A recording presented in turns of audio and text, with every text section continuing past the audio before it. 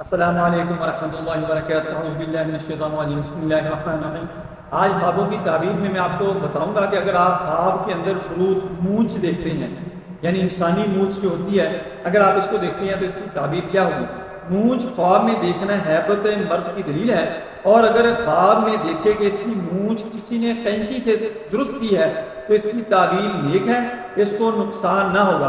اور اگر دیکھے کہ اس کی مونچھ آراستہ ہے، وقت جسم سے گر گئی ہے، یعنی اس کی مونچھ آراستہ کرتے وقت جسم سے گر گئی ہے، تو مرد کے نقصان حیبت کی دلیل ہے۔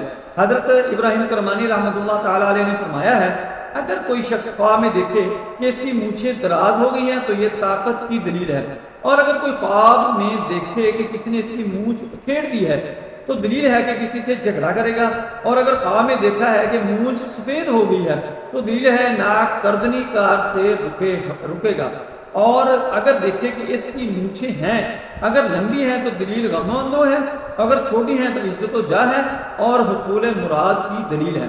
السلام علیکم ورحمۃ اللہ۔